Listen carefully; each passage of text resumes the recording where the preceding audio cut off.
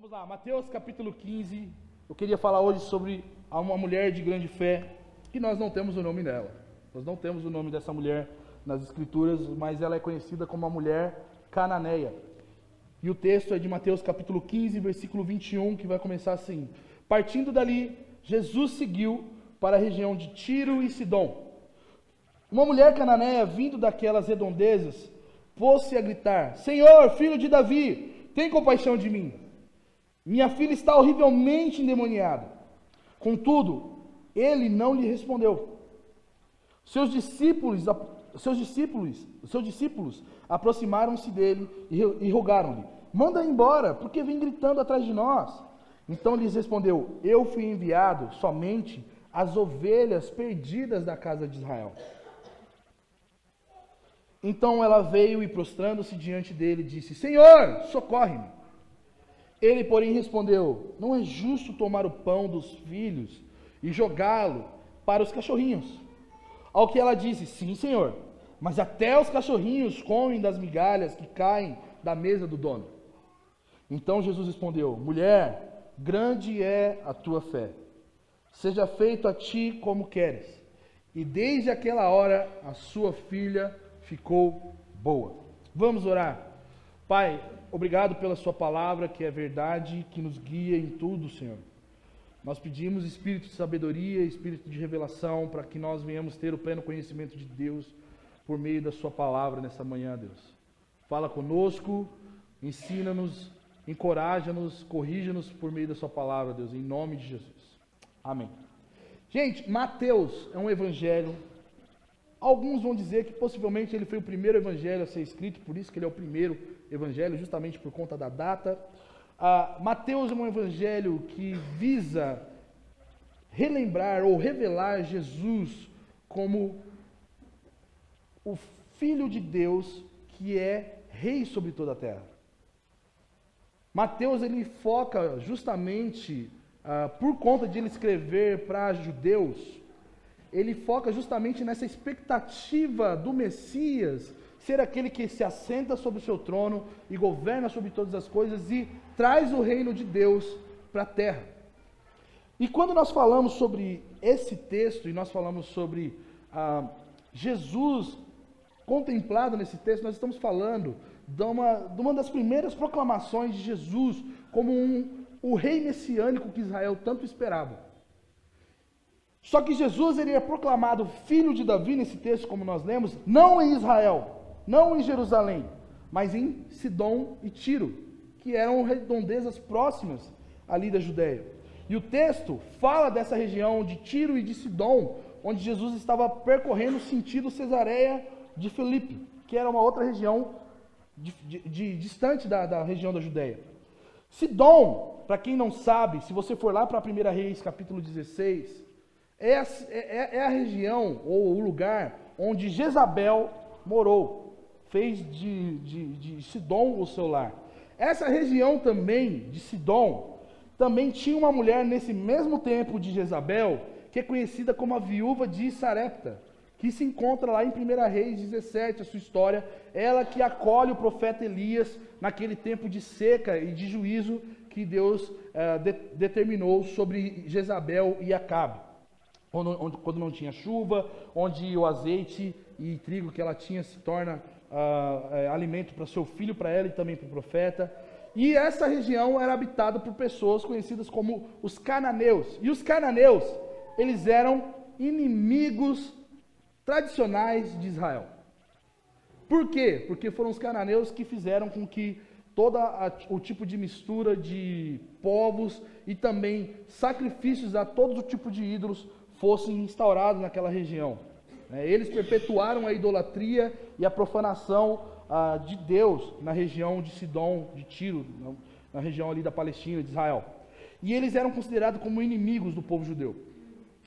O texto que nós lemos agora, ele está trazendo uma ênfase muito grande à questão da tensão racial e étnica que existia entre judeus e gentios, entre judeus e pessoas que não eram descendentes de Abraão. E aqui, o que nos leva a questionar nesse ponto é: Jesus, pode ser também o Messias para os gentios? Jesus pode ser também o rei judeu que governa sobre os gentios? Os gentios podem provar das benéfices de ter o rei judeu sobre eles, e a justiça desse rei, e as benéfices, as bênçãos que esse rei traria para o povo judeu, poderia ser estendido para os gentios? É aqui que começa esse tipo de questionamento. O texto, ele está sendo escrito por um judeu, que é Mateus, escrevendo para outros judeus lerem, mostrando que Jesus não é somente rei dos judeus, e de que a missão com os gentios não foi iniciada por Paulo, mas foi pelo próprio Jesus, que ama e reconcilia todos os povos a partir dele mesmo para serem família de Deus, por meio de Jesus Cristo. E aí, quando a gente vai para o texto, no versículo 22, nós vemos que existia essa mulher com um problema muito grave, que a sua filha estava endemoniada. E a primeira coisa que essa mulher faz é gritar a frase: Filho de Davi, tem misericórdia de mim. Era um grito de reconhecimento da realeza de Jesus, dizendo: Jesus não é qualquer pessoa, Jesus não é como os outros profetas, Jesus não é como qualquer outro filósofo ou qualquer mera pessoa ilustre da sociedade. Jesus é descendente da realeza davídica.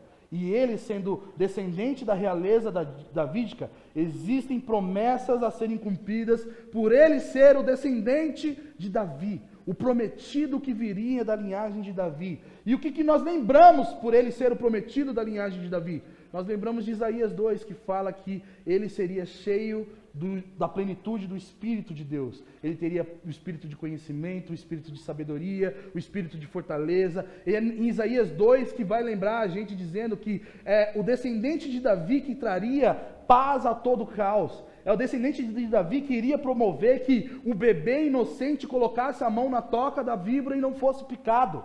É o descendente de Davi, é o filho de Davi que iria promover com que todas as guerras parassem. Mas não somente isso, é o descendente de Davi que iria trazer cura e restauração sobre toda a terra.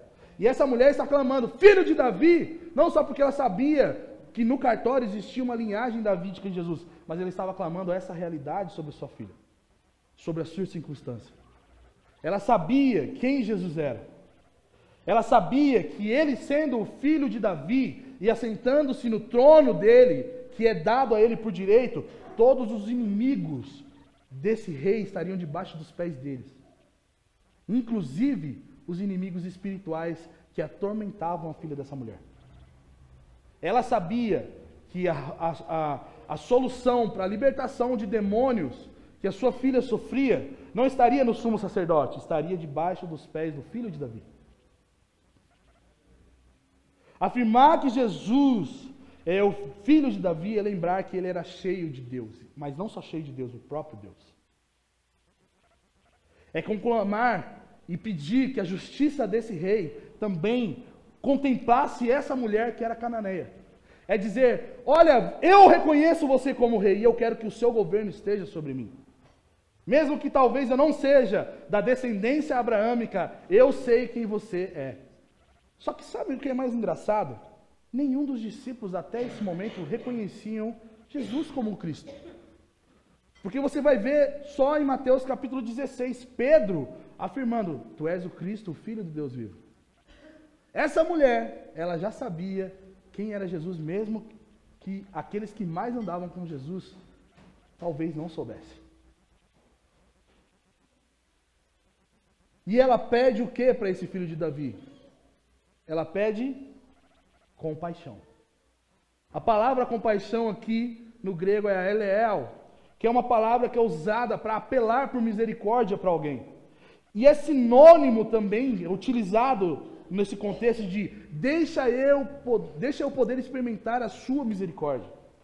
Quando essa mulher pede compaixão, ela fala, deixa eu experimentar a compaixão e a misericórdia que só você tem. Momentos de sofrimento, gente, momentos de desespero, eles devem nos levar aos pés de Cristo Jesus. Porque somente Jesus pode fazer com que nós experimentemos a misericórdia no meio do sofrimento. Somente Jesus é capaz de fazer com que nós sintamos a misericórdia, a bondade de Deus em meio a todo o caos que nós vivemos. E essa mulher foi para o lugar certo, para a pessoa certa. Ela se colocou no lugar que deveria se colocar, que é clamando por misericórdia, pedindo: Jesus, deixa que eu experimente da sua misericórdia. Sabe, o sofrimento, ele é o solo, um solo seco que nós plantamos a semente da fé e vemos ela germinar e dar beleza a tudo aquilo que é horrível, sendo tomado pela bondade e misericórdia de Deus. Quando nós estamos em situações de sofrimento, muitas vezes nós somos tentados, e nós não somos tentados, nós somos realmente praticantes de murmuração, desespero, ansiedade, nós pecamos. Nós somos contra o sofrimento, porque nós achamos, em tese, nós não fomos feitos para o sofrimento. Nós fomos feitos para nos deleitarmos em Deus. O pecado faz com que nós soframos. O pecado faz com que nós sejamos tomados por medo, por desespero, pelo sofrimento. Só que é no sofrimento que Deus chama a gente a confiar nele, sabendo que Ele cuida de todas as coisas, sabendo que Ele é a esperança de vida eterna, mesmo numa vida finita. O sofrimento, ele é uma realidade para a gente, mas é no sofrimento que Deus se revela para nós. E eu queria continuar lembrando isso para você. Se você nessa manhã veio para cá sofrendo, assim como eu, assim como muita gente aqui nessa sala, eu quero lembrar: o sofrimento é um bom lugar para que a fé seja efetiva. O sofrimento é um bom lugar para que nós viemos provar da bondade e misericórdia de Deus. Porque a realidade é que nós nunca vamos provar ou nunca vamos reconhecer a bondade e a misericórdia de Deus na bonança. Mas no sofrimento é o lugar mais propício para que nós vejamos qualquer sinal, qualquer vagalume da bondade de Deus. A gente fala: Deus está aqui. E aí nós continuamos esse texto dizendo que essa mulher, ela pede, ela conclama, ela suplica para experimentar a misericórdia de Deus. Só que no versículo 23, diz assim que Jesus não respondeu a essa mulher. E ela sofre, ou ela enfrenta 3 coisas aqui nessa parte, que é o sofrimento, é a rejeição, o silêncio e a discriminação. Ela sofre com o silêncio de Jesus de não responder, ou seja, ela foi ignorada por Jesus. Né? A segunda coisa é que ela é discriminada pelos discípulos. Tipo, essa mulher aí tá histérica aqui, cara, dá um jeito nela. E a terceira coisa é que ela é justamente discriminada porque ela não era parte do povo da aliança de Deus. E Jesus não responde essa mulher propositalmente. Só que esse silêncio da parte de Jesus não era porque Jesus não queria que essa mulher fosse atendida. Existia pedagogia, existia ensino da parte de Jesus no que diz respeito a ele não responder essa mulher. Mas não somente a essa mulher, mas para nós que muitas vezes achamos que Cristo está em silêncio para as nossas orações. Existe no silêncio de Deus algo que Ele nos ensina. Jesus, Ele não responde, mas o silêncio de Jesus não paralisa essa mulher. O silêncio de Jesus não fez com que essa mulher falasse: realmente eu vou viver com todos os demônios da minha filha para o resto da minha vida. Essa mulher, ela persistiu. Ela não ficou paralisada em meio ao silêncio de Jesus. Depois que a gente vê o silêncio de Jesus, os discípulos discriminam essa mulher, falando para que Jesus mandasse ela embora. Os discípulos poderiam até mesmo intermediar entre Jesus e essa mulher que estava desesperada com sua filha doente. Eles já tinham visto Jesus curar outras pessoas com demônios. Jesus já tinha levantado paralíticos. Eles sabiam quem era Jesus. Eles sabiam que poder Jesus carregava. Só que ao invés de eles fazerem a ponte, eles fazem o que, Jesus? Dispensa essa moça, pelo amor de Deus. Pelo amor de você mesmo. Manda ela embora. Porque eles estavam incomodados com o escândalo que elas estavam fazendo. Sabe, eu preparando essa palavra, eu lembrei de outra história também muito parecida, que é a história de Ana, quando ela está dentro do templo orando, pedindo a Deus um filho. E Eli fala, você está bêbada. E normalmente pessoas, quando não conhecem a nossa realidade do sofrimento, quando não discernem a nossa dor, elas são insensíveis a nós. Elas acham que a gente é até um peso para elas, um peso para a comunidade. As pessoas não entendem os clamores que nós temos em meio ao sofrimento, mas Deus entende. E essa mulher, ela não foi paralisada pelos discípulos que a discriminaram. A terceira coisa que nos choca nesse texto é que existe uma resposta que Jesus dá no versículo 24. Só uma pausa, nós estamos tendo uma tradução, tá? Que tem um irmão aqui, American Guy, com a gente. Só para que vocês... O cara é mal educado falando enquanto o pastor está pregando e está traduzindo. Fica tranquilo, tá bom? Seja bem-vindo, Antônio. Welcome. Então vamos lá. Continuando aqui. Gastei agora, hein? Velha incompetência. Vem comigo, filhão. Falei com o Matt Chandler. Thank you, bro. You're amazing. A preacher. Continuando. Versículo 24. Jesus responde essa mulher com uma frase. Porque ela continuava gritando e falou, eu vim somente para as ovelhas perdidas da casa de Israel. E o que Jesus está fazendo aqui? Jesus lembra aqui que a sua missão primária era cuidar das ovelhas perdidas da casa de Israel. Um detalhe. Se nós fôssemos ou ouvíssemos o que Jesus falou no lugar dessa mulher, nós nunca mais iríamos procurar Jesus. Talvez muitos de nós, se nós ouvíssemos a negativa de Jesus, nós ficaríamos extremamente ofendidos com Jesus. Nós iríamos falar, nossa, que cara ríspido, que cara mal educado, que cara grosseiro, ele não foi sensível a mim. Mas essa mulher nos ensina algo muito maior. As nossas dificuldades e ofensas não são lugares de pertencimento. Nós não pertencemos ao caos que nós vivemos. E nós não pertencemos ao caos que nós vivemos, não porque um dia Deus vai te levar para uma terra que manda noite. Ele vai fazer isso, mas não nessa vida, mas por toda uma eternidade. E é isso que nós precisamos ter como balizador para a nossa fé, porque isso faz com que a nossa fé aumente, que em meio a todo sofrimento, em meio à rejeição, em meio ao silêncio de Deus, nós sabemos que há uma eternidade a nos esperar. Existe a restauração dos nossos corpos, existe uma boa ressurreição para cada enfermo que existe nessa sala. Deus prometeu isso para nós, e é nisso que nós nos agarramos. Isso não pode diminuir a nossa fé. O ministério de Jesus como Messias deveria ser evidenciado primeiramente aos judeus, porque os judeus sabiam das promessas, era dos judeus as promessas. Os judeus sabiam e poderiam ser testemunhas visíveis de que Cristo era o Filho de Deus, de que Cristo realmente era o prometido das nações. Eles seriam o povo de Deus que testemunharia da obra de Cristo para favorecer posteriormente toda a humanidade. Eles fariam com que aquilo que Deus prometeu a Abraão fosse uma realidade, embora será na sua completude, mas também ao mesmo tempo já é que aqueles que seriam benditos por causa do descendente de Abraão, que é Jesus. Todas as famílias da terra seriam benditas por causa do descendente de Abraão. É isso que Deus promete ao povo de Israel, a Abraão, por causa de Jesus. Se Israel tivesse reconhecido isso, eles seriam testemunha dessa bênção que cairia sobre o povo de Israel. Só que Deus tem seus caminhos, a gente fala sobre isso numa escola do Cordeiro, né? Então, a gente deixa isso para outro assunto, mas lembre-se que o ministério do Messias primariamente era para os judeus.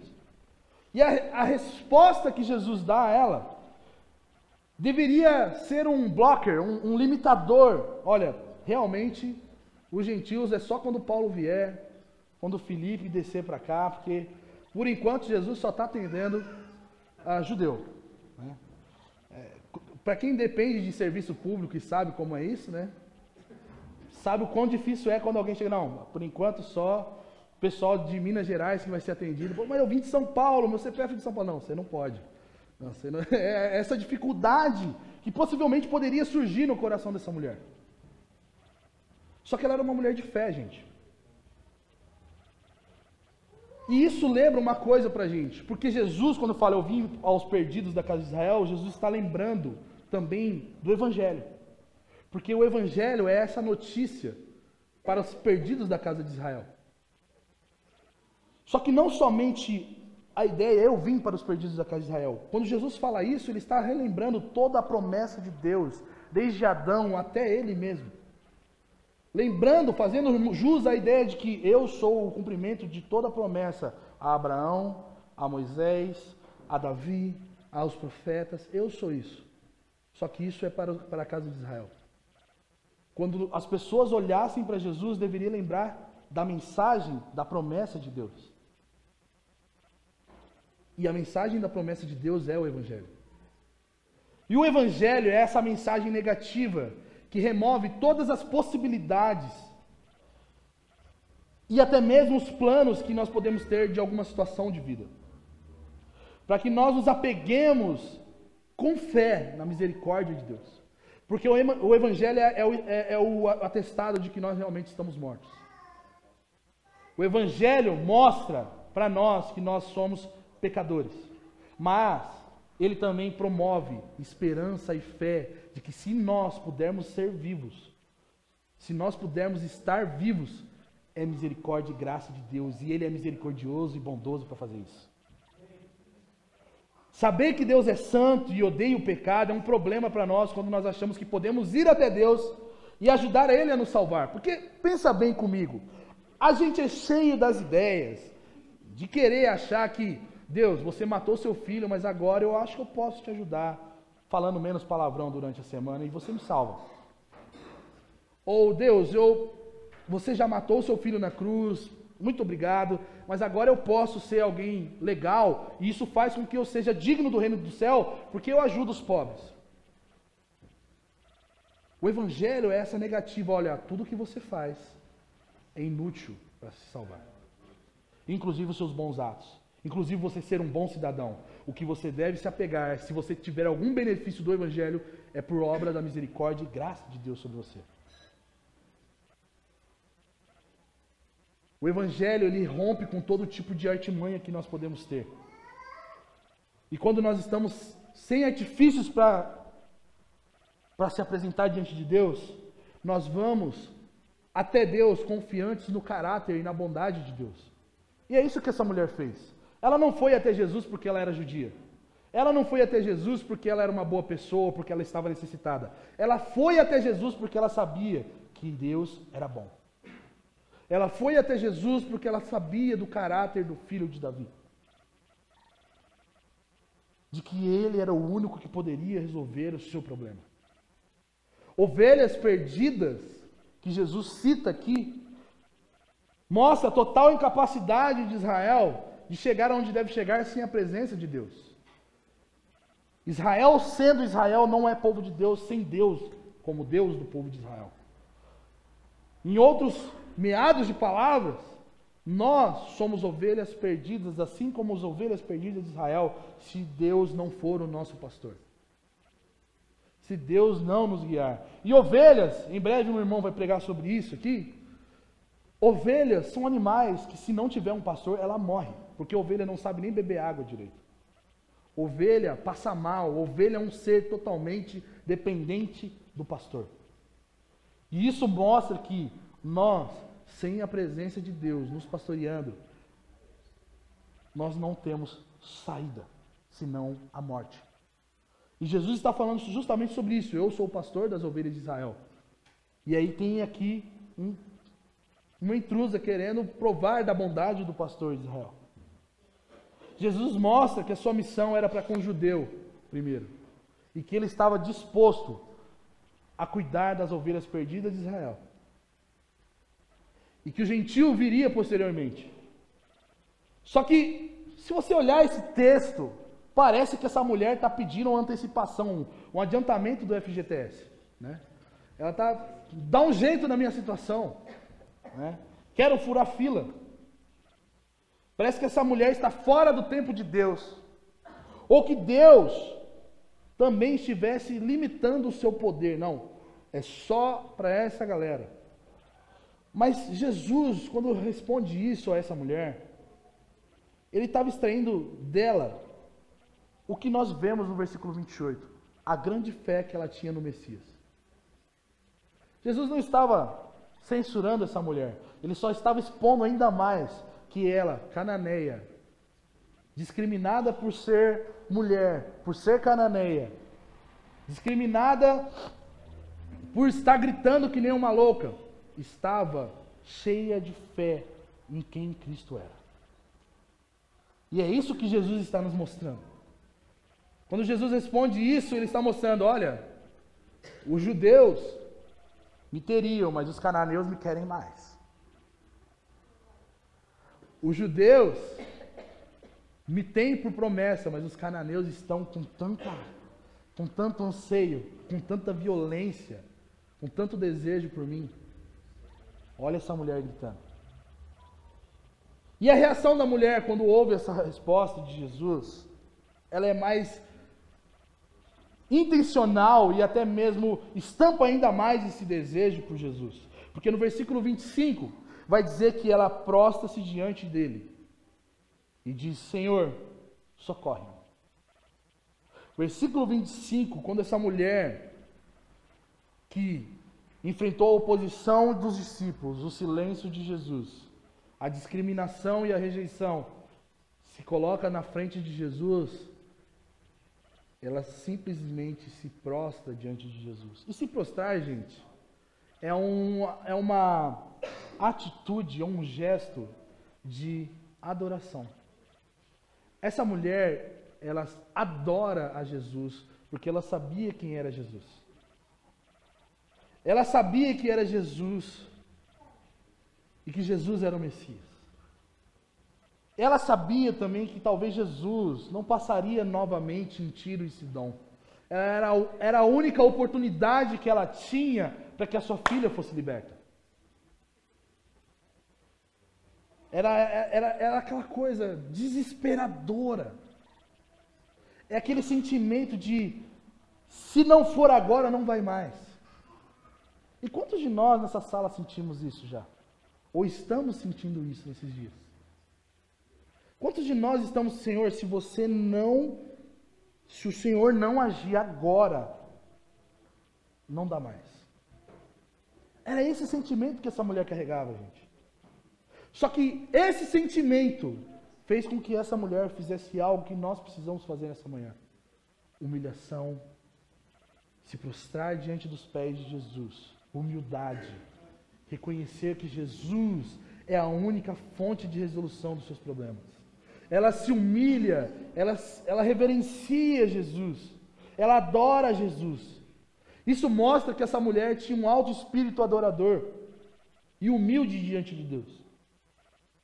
Ao ponto de que, até esse momento, nenhum dos seus discípulos também teria se prostrado e adorado Jesus. Isso mostra, meus amigos, que mais do que ser parte do hall de membros de uma igreja, mais do que você ter uma linhagem pastoral da sua família, ser filho de Deus é um ato de fé que Deus nos dá para crer que seu filho é o Filho de Deus. E tem muita gente dentro da igreja há muito tempo que é como os discípulos, que ainda não sabe quem é Jesus. Jesus é o Filho de Deus. Se você ouvir isso e isso não mexe com o seu coração em reverência, em humildade, em serviço a esse rei, eu acho melhor você procurar outro lugar para você viver em comunidade. Porque a igreja é a comunidade dos filhos de Deus. Filhos que estão submetidos a esse Deus.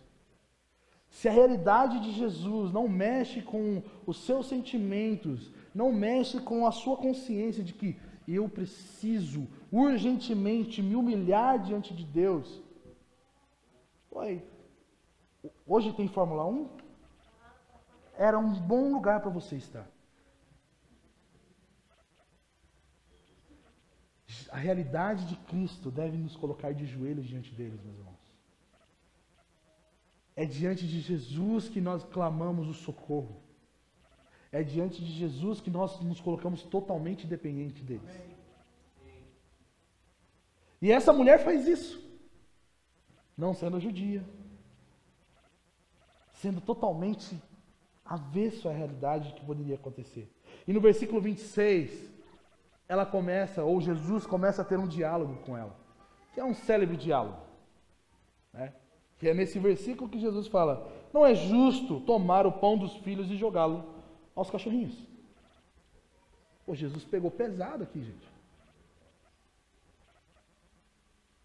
Esse diálogo, ele usa de uma linguagem que, poxa, Jesus, você chamou a moça de cachorro, Jesus. Jesus pegou pesado. Só que, quando a gente vai estudar o texto e a gente olha para o contexto dos gentios, os gentios era muito peculiar para os gentios, gente, adotar cachorros e fazer dele animais domésticos.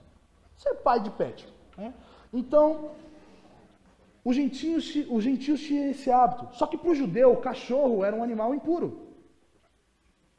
E aí a gente não sabe, aí fica naquela, Jesus estava ofendendo ela, e outros vão falar, não, Jesus estava brincando com ela. Eu vou ficar com a ideia de que Jesus estava brincando com essa mulher. Jesus, ele usa da ideia de um tom brincalhão, falando, ei, você quer que eu dê para os cachorrinhos aquilo que é para os filhos, né? E ela responde Jesus, entendendo o que Jesus estava querendo dizer. Porque se ela fosse ofendida, ela poderia falar, poxa, realmente, eu vim aqui, o cara me rejeitou, o cara não falou comigo, os discípulos dele estão me tirando e ainda vai e me chama de cachorro, eu vou embora.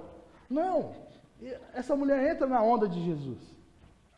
E ela responde Jesus, falando no versículo 26, no versículo 27, sim, Senhor, mas até os cachorrinhos comem das migalhas que caem da mesa do seu dono. Jesus, ele estava mostrando ali que o seu poder não estava detido à etnia ou à religião dos judeus. Não estava detido à rejeição ou à aceitação dos judeus. Eu só vou ser o Messias quando todos os judeus me reconhecerem. Não, Jesus é Deus. Jesus zomba de toda essa situação falando sobre isso, irmãos. Porque muitas vezes nós e os judeus tentaram encaixotar o poder de Deus, parecendo ele ser limitado às nossas limitações teológicas. Podendo o poder de Deus ser limitado aos nossos guetos teológicos. Só que Jesus, quando ele fala dessa maneira com a mulher, ele está falando, a galera acha que eu não vou oferecer graça e favor para você só porque você é cananeia. Os judeus foram aqueles que rejeitaram o Pai que deu para eles o pão da vida. Os judeus esperavam o Messias glorioso sem a missão do Messias sofredor de Isaías 49 a 53. Essa mulher, quando apela para Jesus, ela lembra que o servo sofredor também levaria sobre ele toda a maldição. Ela não estava indo para um mero curandeiro, ela estava indo para aquele que seria castigado pelos nossos pecados, que levaria sobre si todas as nossas enfermidades e todas as nossas maldições. Ela foi a Jesus porque ela sabia quem Jesus era, irmãos. Ela sabia que Jesus faria com que toda enfermidade fosse cravada na cruz do pecado.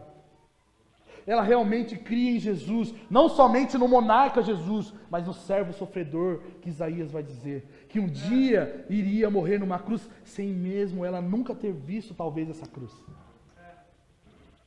Essa mulher creu na obra completa de Jesus, irmãos. Amém. Jesus, quando disse sobre os cachorrinhos, não estava usando de tom pejorativo para essa mulher. Embora os gentios fossem considerados como cães. Porque para os judeus, os gentios eram cães. A comparação aqui é com um cão doméstico. E não com um cão raivoso que existiam nas cidades. Os cães violentos. Tanto que é a palavra cães utilizada por Paulo e também em Apocalipse falando os cães ficarão de fora. Coitado dos cachorros, ficar fora do céu, né? Aquela coisa, né? Não, ele está falando de pessoas malditas que entravam na cidade, colocavam pânico sobre a cidade, no caso, cachorros, fazendo menção aqui também a pessoas que agiam como esses cães violentos. Nesse caso, Jesus está falando, você é um cãozinho, doméstico, carinhoso, vem cá, eu vou cuidar de você.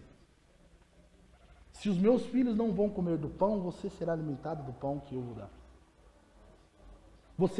Você se contenta com a sobra dos filhos? É isso que Jesus está trabalhando.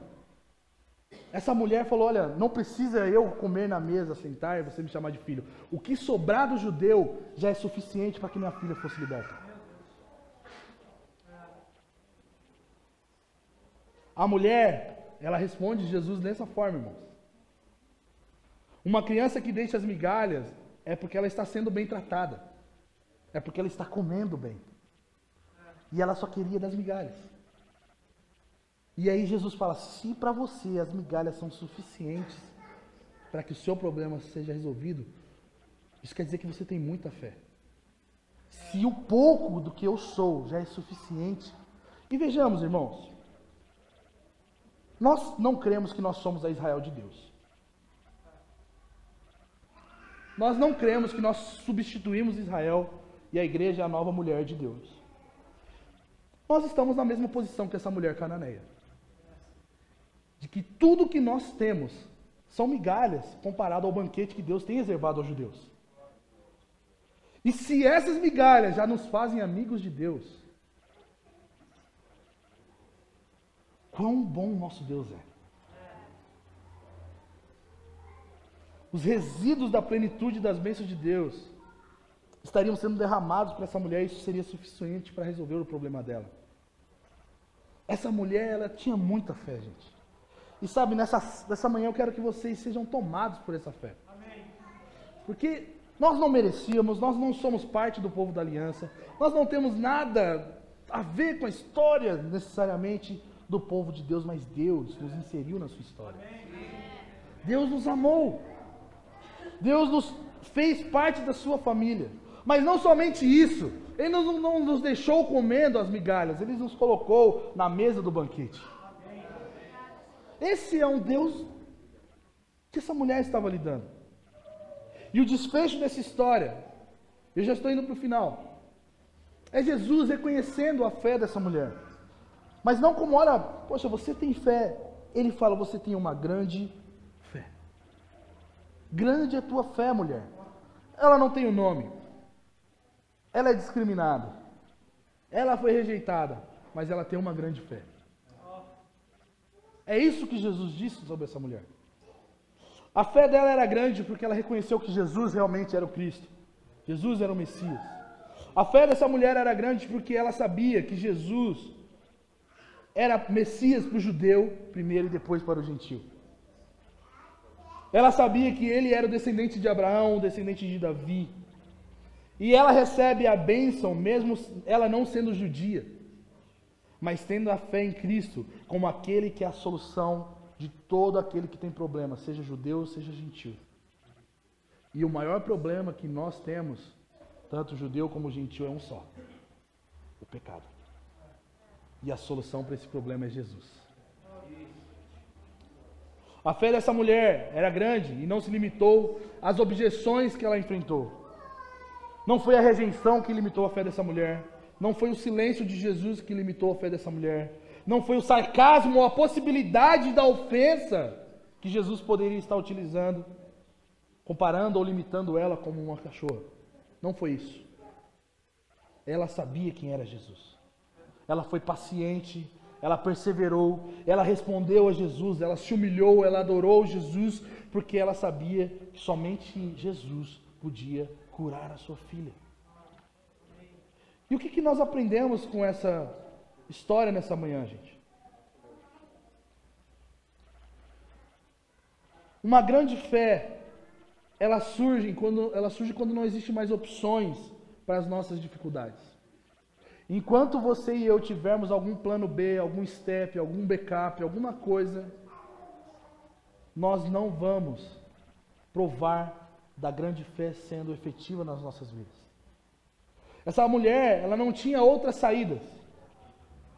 E talvez nós não provamos ainda do favor de Deus que nós estamos tão necessitados, porque em algum lugar na sua cabeça, e no seu coração, e no meu coração, e na minha cabeça, nós estamos maquinando, não, mas se isso não der certo, talvez eu possa fazer isso. Se isso não for legal, eu faço outra coisa.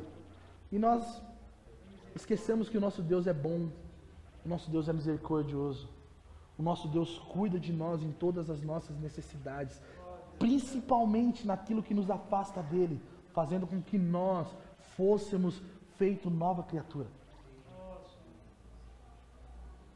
A segunda coisa que nós aprendemos com essa mulher é que Jesus precisa ser reconhecido como Messias. Reconhecer Jesus como Messias, o único capaz de resolver o problema da nossa vida, é o passo mais prático que nós podemos dar nessa manhã. Cristo é o único que pode acabar com o sofrimento de uma vez por todas da nossa vida. E o sofrimento tem data de validade, gente. O sofrimento está contado no dia do Senhor como o dia em que ele vai acabar. Cristo é o único que pode acabar com o nosso sofrimento. E nós precisamos ter fé nisso. Jesus vai acabar com o nosso sofrimento. Mesmo que agora tudo esteja difícil, nós precisamos lembrar daquilo que Paulo fala. Essa leve e momentânea tribulação não pode ser comparada com o peso de glória que há de ser revelado a nós em Cristo Jesus. Nós precisamos ter fé nisso, mesmo que talvez hoje seja algo não completo. Talvez o sofrimento que eu e você estamos carregando é um diagnóstico positivo ou negativo de algo que você está lutando. É tipo, você não vai morrer agora, mas vai morrer disso.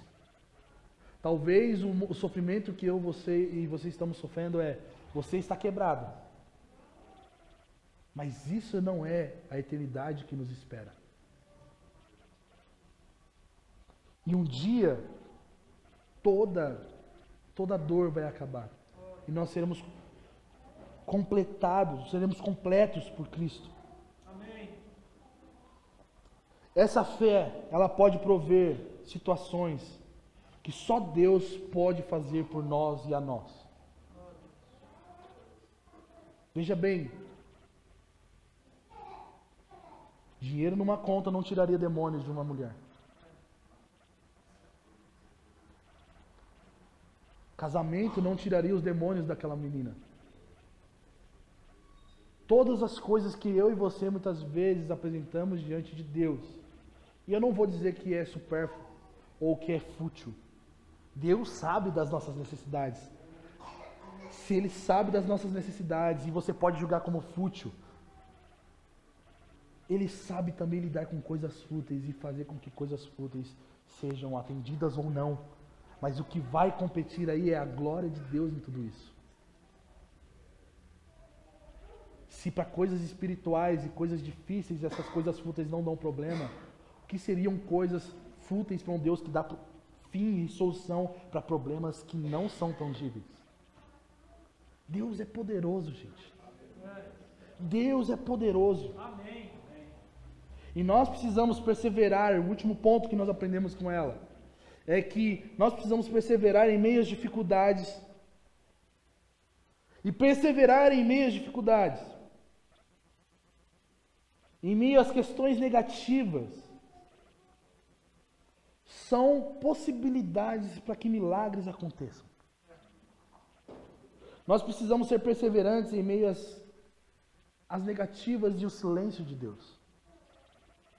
Nós precisamos ser perseverantes quando as coisas não... Sabe, tudo está dando errado. Tudo está incerto.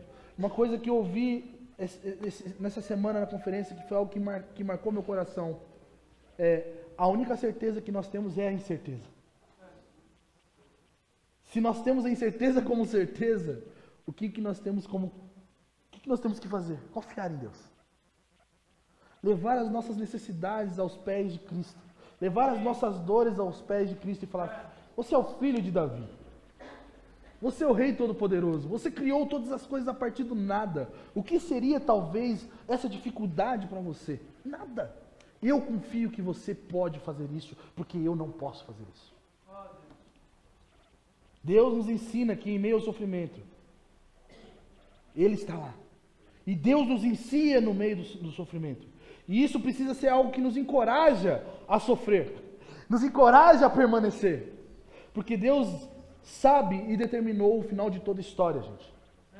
E toda história um dia vai glorificar Ele. E eu queria dar 3 passos práticos para nós nessa manhã. Hoje, nessa manhã, nessa sala, é dia de nós reconhecermos Cristo como o Senhor das nossas vidas. Amém. Nós não podemos viver inerentes a isso. Nós não podemos viver apartados disso, de que nós somos uma coisa na igreja e Cristo é outra coisa fora da nossa vida. Ou Cristo é nosso Senhor ou nós não somos nada. Nós precisamos conhecer a Cristo. Nós precisamos reconhecer como o Senhor da nossa vida. E se talvez você está aqui nessa sala, nessa manhã, e você nunca reconheceu Jesus como realmente o dono da sua vida, hoje é um bom dia para você fazer isso.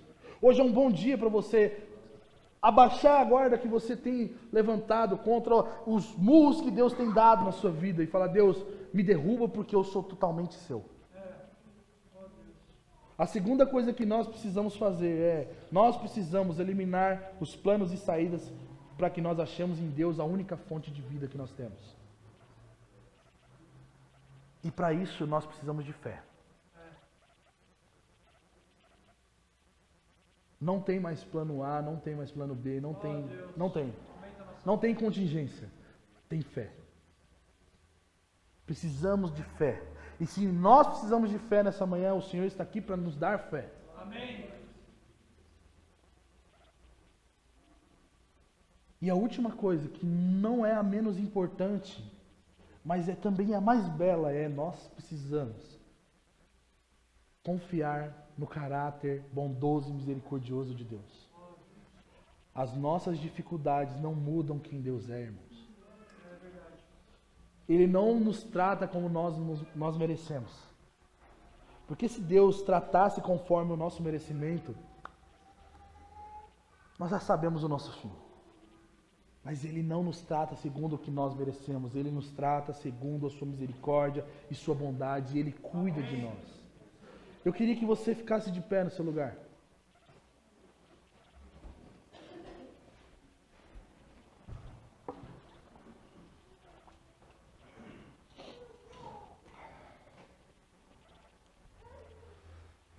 Deus, Ele está aqui, gente. Deus, Ele está aqui.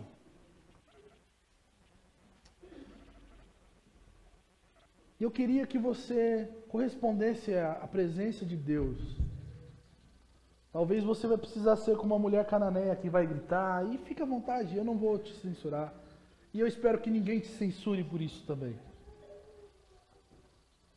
Talvez você vai ter que se ajoelhar diante de Deus, talvez você veio aqui só para chorar hoje diante de Deus. Fique à vontade, isso é o melhor lugar para você estar diante de Deus.